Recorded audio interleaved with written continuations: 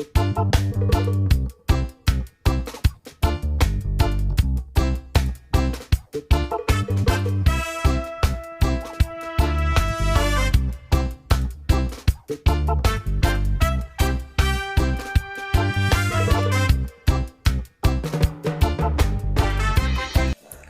అండి, అందరికీ నమస్కారం. Welcome back to my channel kitchen by Gayatri. ఈరోజు మన కిచెన్లో వచ్చేసి మనము స్వీట్ గవ్వలు తయారు చేయబోతున్నామండి. చాలా అంటే చాలా బాగుంటాయి, చాలా టేస్టీగా ఉంటాయి. పిల్లలకు వచ్చేసి స్నాక్స్గా చాలా బాగుంటాయండి. నేను వచ్చేసి బెల్లంతో తయారు చేస్తున్నాను. కావాలనుకునే వాళ్ళు చక్కెరతో కూడా తయారు చేయొచ్చండి. ఈ స్వీట్ గవ్వలు బెల్లంతో ఎలా తయారు చేయాలనేది ఏంటి అనేది వీడియోలో చూసేద్దాము.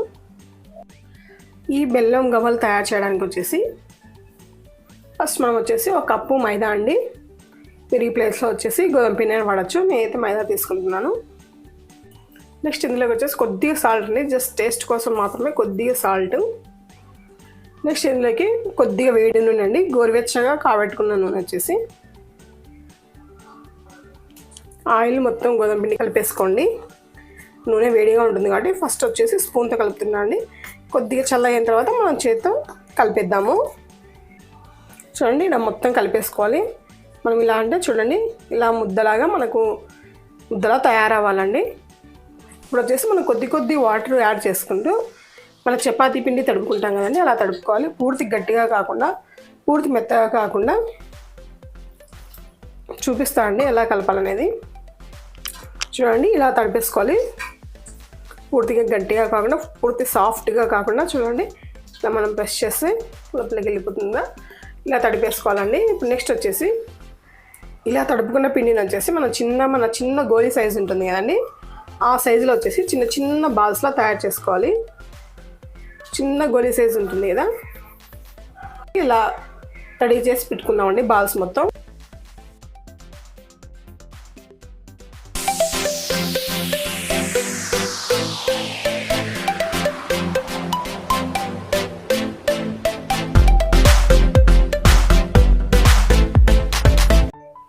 చూడండి, అన్నీ అయితే ఇలా రెడీ చేసి పెట్టుకున్నాను.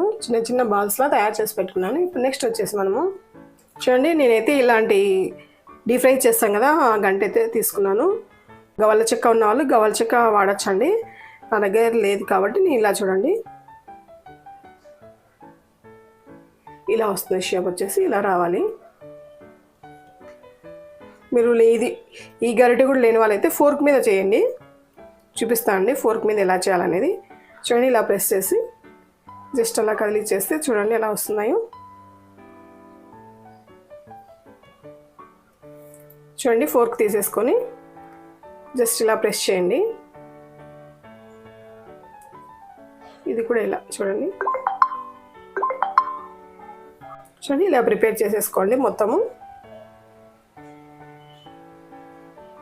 చూడండి, ఇలా మొత్తం ప్రెస్ చేసి ఇలా ఉంటే గవ్వలు అనేది చాలా చూడడానికి కూడా లుక్ చాలా బాగుంటాయండి.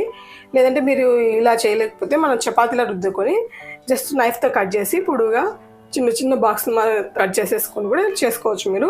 నెక్స్ట్ వచ్చేసి స్టవ్ పైన ఇలా బాండి పెట్టేసుకొని డీప్ ఫ్రైకి సరిపడంత ఆయిల్ తీసుకోండి. ఆయిల్ బాగా హీట్ ఎక్కిన తర్వాత ఫ్లేమ్ వచ్చేసి మీడియంలో పెట్టండి. బాగా హీట్ ఎక్కిన తర్వాతనే ఫ్లేమ్ వచ్చేసి మీడియంలో పెట్టేసి చూడండి ఇలా మొత్తం వేసేసుకున్నాము.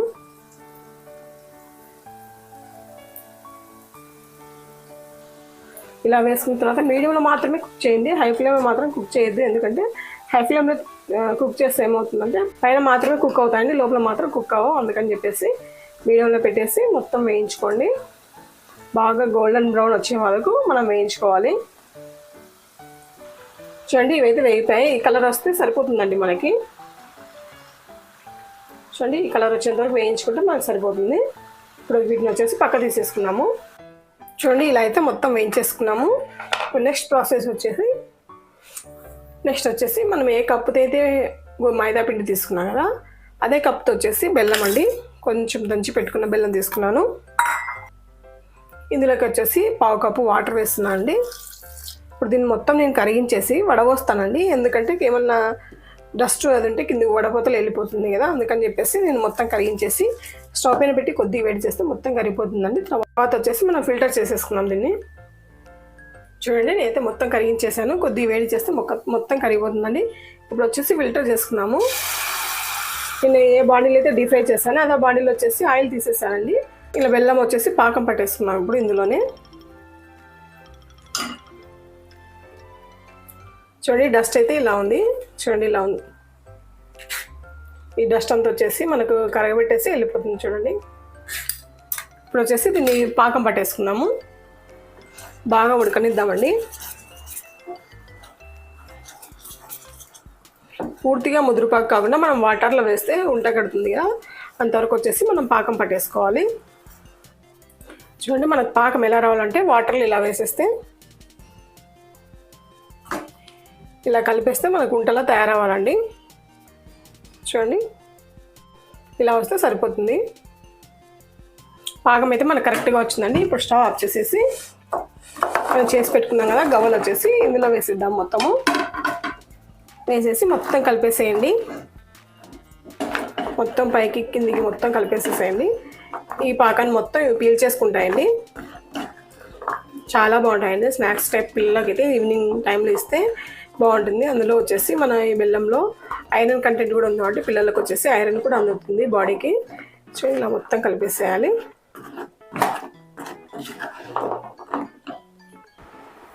నెక్స్ట్ వచ్చేసి మనం ఫ్యాన్ కింద పెట్టి ఇలా కలుపుతూ ఉంటే చల్లారిపోతాయండి. అప్పుడు వచ్చేసి మనకు మొత్తం డ్రై అయిపోతాయి. ఇవి కొద్దిగా చల్లారిన తర్వాత మొత్తం డ్రై అయిపోతాయండి. మీరు ఇక్కడ చూడొచ్చు, అప్పుడే మనకు వచ్చేసి చూడండి డ్రై అయిపోతున్నాయి. మొత్తం పీల్ చేసుకొని మొత్తం ఫ్యాన్ కింద పెట్టి చేయండి. ఈ ప్రాసెస్ అనేది తొందరగా అయిపోతుంది. చూడండి డ్రై అయిపోయాయి కదా. నెక్స్ట్ 1 అవర్ తర్వాత అయితే పూర్తిగా డ్రై అయిపోతాయండి. చూడండి ఇలా ఉన్నాయి అనేది, చాలా బాగున్నాయండి. టేస్ట్ అయితే సూపర్గా ఉంది. సో ఫ్రెండ్స్, ఈ వీడియో కనుక మీకు నచ్చినట్లయితే లైక్ చేయండి, షేర్ చేయండి, సబ్స్క్రైబ్ చేయండి. అలాగే పక్కన ఉన్న బెల్ ఐకాన్ కూడా క్లిక్ చేయండి. కొత్తగా ఎవరైనా నా ఛానల్ చూస్తున్నట్లయితే సబ్స్క్రైబ్ చేసుకోవడం మాత్రం మర్చిపోద్దండి. ఇంకో మంచి రెసిపీతో మీ ముందుంటా. అంతవరకు సెలవండి. నమస్తే.